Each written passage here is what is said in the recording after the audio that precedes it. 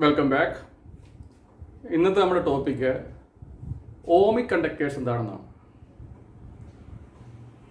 കണ്ടക്ടേഴ്സിനെ രണ്ടായിട്ട് ഡിവൈഡ് ചെയ്തിട്ടുണ്ട്, ohmic conductors and non ohmic conductors.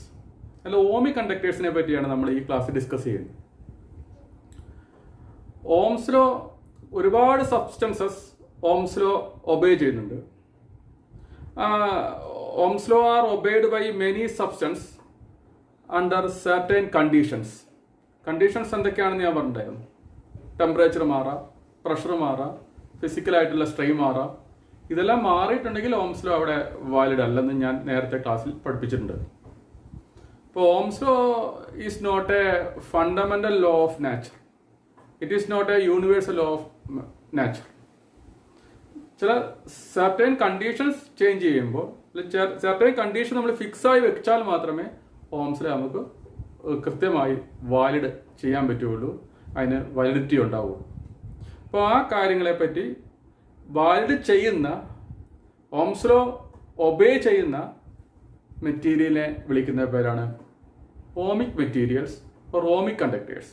Ohm's law obey ചെയ്യില്ലാത്ത material വിളിക്കുന്ന പേരാണ് നോൺ ഓമിക് കണ്ടക്ടേഴ്സ്. അപ്പോൾ നോൺ ഓമിക് കണ്ടക്ടേഴ്സിനെ നമ്മൾ അടുത്ത ക്ലാസ്സിൽ പഠിക്കാം. ഇവിടെ നമ്മൾ ഓമിക് കണ്ടക്ടേഴ്സിനെ പറ്റിയാണ് ഡീറ്റെയിൽസ് ആയിട്ട് പഠിക്കുന്നത്. ഓമിക് കണ്ടക്ടേഴ്സിന് ബെസ്റ്റ് എക്സാമ്പിൾ ആണ് നമ്മൾ കാണുന്ന എല്ലാ മെറ്റലും. All metals are ohmic conductors. നേരത്തെ പറഞ്ഞ കണ്ടീഷൻ സാറ്റിസ്ഫൈ ചെയ്യണം, ടെമ്പറേച്ചർ മാറാൻ പാടില്ല, ബാക്കി ഫിസിക്കൽ സിറ്റുവേഷൻ ഒന്നും മാറാൻ പാടില്ല. അങ്ങനെയാണെങ്കിൽ ആ കണ്ടക്ടേഴ്സിനെ നമുക്കത് വിളിക്കാൻ പറ്റും, ഓമിക് കണ്ടക്ടേഴ്സ് എന്ന് വിളിക്കാൻ പറ്റും. ഓമിക് കണ്ടക്ടേഴ്സിനെ, ഒരു കണ്ടക്ടർ, ഒരു മെറ്റല് ഓമിക് കണ്ടക്ടറാണ് എന്ന് നമ്മൾ എങ്ങനെയാണ് പറയുക, എങ്ങനെയാണ് മനസ്സിലാക്കുന്നത്, ആ കാര്യമാണ് ഞാനിപ്പോൾ പറയാൻ പോകുന്നത്. അപ്പോൾ നമ്മൾ V I characteristics of Ohm's law, വിയും ഐയും തമ്മിലുള്ള റിലേഷൻഷിപ്പ് നമ്മൾ നേരത്തെ പഠിച്ചിട്ടുണ്ട്. അതാണല്ലോ ഓംസ് ലോ. എന്താ Ohm's law? V directly proportional to I. V directly proportional to I or V is equal to Ri. R is equal to V by I. R is equal to V by I. ഈ R ഒരിക്കലും മാറാൻ പാടില്ല.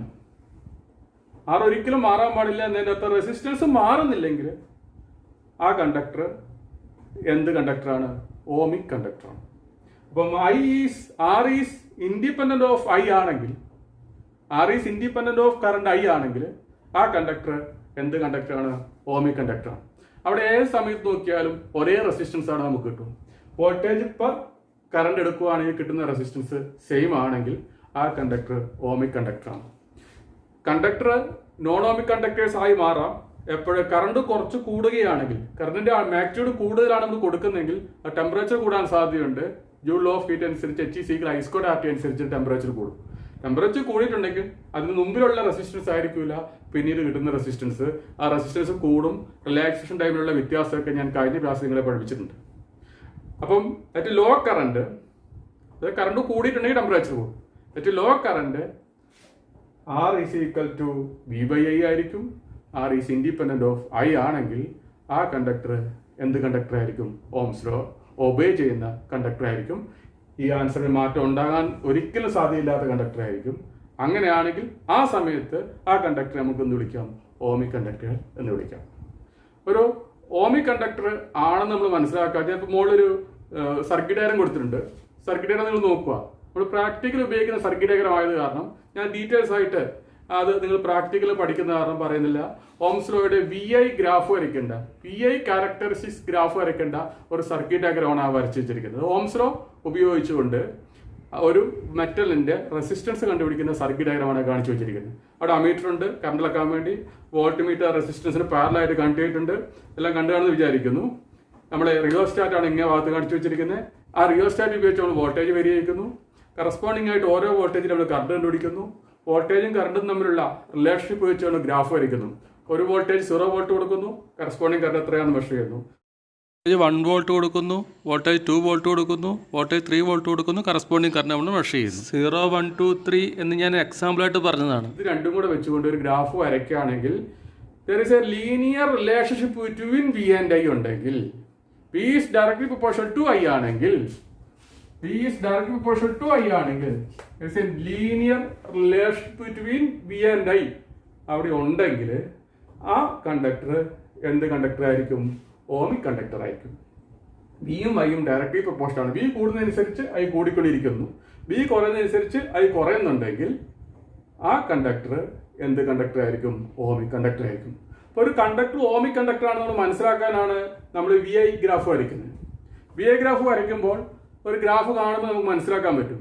ആ graph കണ്ട പാടെ നമുക്ക് മനസ്സിലാക്കാൻ പറ്റും ഇത് ഓമിക് കണ്ടക്ടർ ആണോ നോൺ ഓമിക് കണ്ടക്ടർ ആണോ നമുക്ക് മനസ്സിലാക്കാൻ പറ്റും. ആ ഗ്രാഫ് ഒരു സ്ട്രെയിറ്റ് ലൈൻ ആയിരിക്കും. ഗ്രാഫ് സ്റ്റാർട്ട് ചെയ്യുന്നത് അതിന്റെ ഒറിജിനിൽ നിന്നാണെങ്കിൽ അത് ഓംസ് ലോ ഒബേ ചെയ്യുന്ന ഒരു കണ്ടക്ടറാണ്. ഓക്കെ, ഇപ്പൊ ഗ്രാഫ് വരയ്ക്കുകയാണെങ്കിൽ വിയും ഐയും വെച്ചൊരു ഗ്രാഫ് വരയ്ക്കുകയാണെങ്കിൽ എക്സ് ആക്സിൽ ഐ ഓർ ബി അതിൽ ഒന്ന് എടുക്കും. ഞാൻ ഇപ്പൊ ബി എടുത്തിരിക്കുന്നു. വൈ ആക്സിൽ ഐ ഓർ ബി അതിൽ ഒന്ന് എടുക്കും. ഇവിടെ ബി എടുത്തുകാർ ഇവിടെ എടുക്കും. ഇവിടെ ഐ എടുക്കാം, ഇവിടെ ബി എടുക്കാം.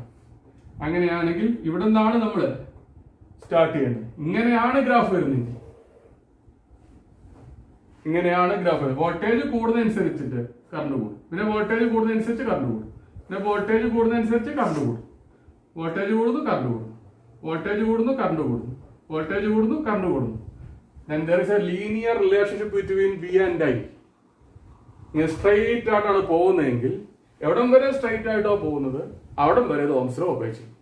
അങ്ങനെയുള്ള കണ്ടക്ടേഴ്സിനെ വിളിക്കുന്ന പേരാണെന്ത്? Ohmic conductors. Graph is a straight line. Graph is a straight line with positive slope. Slope എടുക്കുകയാണെങ്കിൽ നമ്മളിങ്ങനെ സ്ലോപ്പ് എടുക്കുകയാണെങ്കിൽ ഇവിടെ നമ്മൾ തീറ്റ എന്ന് മാർക്ക് ചെയ്തു. ഇവിടെ എ ബി സി എന്ന് മാർക്ക് ചെയ്തു.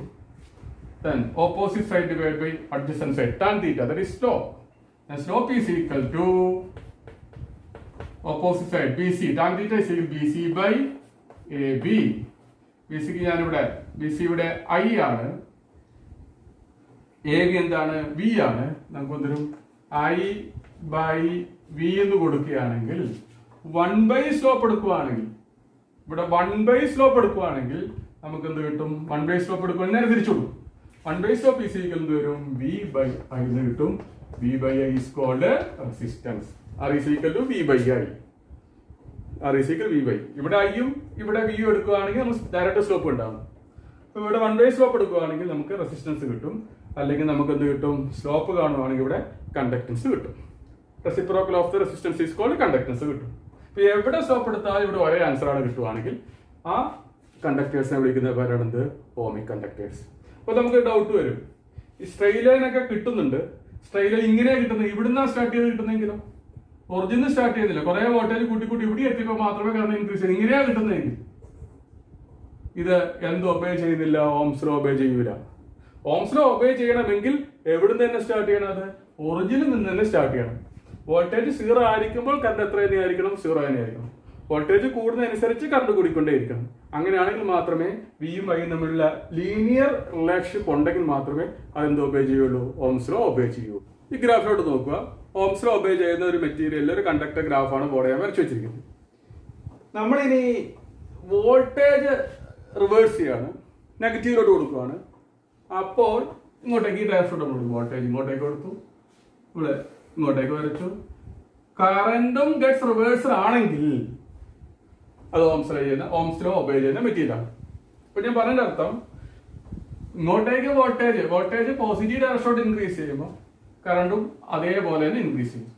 ഇനി വോൾട്ടേജ് നെഗറ്റീവ് ഡയറക്ഷനോട്ട് ഇൻക്രീസ് ചെയ്തപ്പോൾ കറണ്ടും അതേപോലെ തന്നെ നെഗറ്റീവ് ഡയറക്ഷനോട്ട് ഇൻക്രീസ് ചെയ്യും.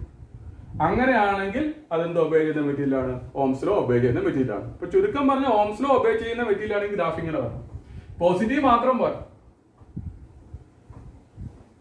മാത്രം പോരാ, നെഗറ്റീവിലോട്ട് വോൾട്ടേജ് പോകുമ്പോൾ അല്ലെങ്കിൽ വോൾട്ടേജിന്റെ ഡയറക്ഷൻ റിവേഴ്സ് ചെയ്യുമ്പോൾ കറണ്ടും അതേപോലെ തന്നെ റിവേഴ്സ് ചെയ്യണം. അപ്പൊ ഗ്രാഫ് ഇങ്ങനെയാണ് കിട്ടണം. ഇവിടെ വേറെ ഗ്രാഫാണ് കിട്ടുന്നതെങ്കിൽ, അങ്ങനെയാണ് കിട്ടുന്നതെങ്കിൽ, വേറെ തരത്തിലാണ് കിട്ടുന്നതെങ്കിൽ അതെന്ത് ഒബേ ചെയ്യില്ല? ഓംസ് ലോ ഒബേ ചെയ്യില്ല. ചുരുക്കം പറഞ്ഞാൽ ഞാൻ ബോർഡെ വരച്ചു വെച്ചിരിക്കുന്ന ഗ്രാഫ് പോലെയാണ് വി ഐ ഗ്രാഫ് കിട്ടുന്നതെങ്കിൽ അതെന്ത് ഗ്രാഫ് ആയിരിക്കും? ഓംസ് ലോ ഒബേ ചെയ്യുന്ന ഒരു കണ്ടക്ടറെ ഗ്രാഫ് ആയിരിക്കും. ഇനി ടെമ്പറേച്ചർ വ്യത്യാസപ്പെടുന്നതനുസരിച്ച് കറണ്ട് കുറെ കൂടി വരികയാണ്, വോൾട്ടേജ് കൂട്ടി കൊടുക്കുകയാണെങ്കിൽ കറണ്ട് വ്യത്യാസം വരും. ആ സമയത്ത് ഗ്രാഫ് വളയാനുള്ള സാധ്യതയുണ്ട്. പിയും ഐയും തമ്മിലുള്ള റിലേഷൻഷിപ്പ് അവിടെ മാറാനുള്ള സാധ്യതയുണ്ട്. അവിടെ വെച്ചിട്ട് ആ കണ്ടക്ടർ എന്ത് ഒബേ ചെയ്യൂല? റെസിസ്റ്റൻസ് മാറിപ്പോവും, ഓംസ് ലോ ഒബേ ചെയ്യൂല. അപ്പം ചെറിയ കറണ്ടില് ഏറ്റവും കോൺസ്റ്റന്റ് ടെമ്പറേച്ചർ, എൻ്റെ constant other physical condition voltage is direct proportion to I ആയിരിക്കും. R is equal to V by ആയിരിക്കും. ആർ എപ്പോഴും ഒരേ വാല്യൂ തന്നെയായിരിക്കും വരിക. R is independent of I ആണെങ്കിൽ that conductors is called ohmic conductors. Ohmic കണ്ടക്ടേഴ്സിന് example ആണ് all metals at low temperature or all metals at low current obey ohm's law. Therefore all metals are called ohmic conductors. മറ്റൊരു example പറയുകയാണെങ്കിൽ copper sulphate solution CuSO4 electrolytes. CuSO4 സൊല്യൂഷനിൽ copper sulphate സൊല്യൂഷനിൽ copper electrodes ആണ് വെക്കുന്നതെങ്കിൽ അത് ഒരു Ohm's law obey ചെയ്യുന്ന ഒരു electrolytes ആയിരിക്കും. ഇപ്പോൾ 2 എക്സാമ്പിൾ ആണ് നമ്മൾ പെട്ടെന്ന് പറയാൻ വരുന്നത്. ഒന്ന് metals, all metals obey Ohm's law at low temperature. രണ്ടാമത്തെ എക്സാമ്പിളോട് ഞാൻ പറഞ്ഞു മാത്രമേ ഉള്ളൂ.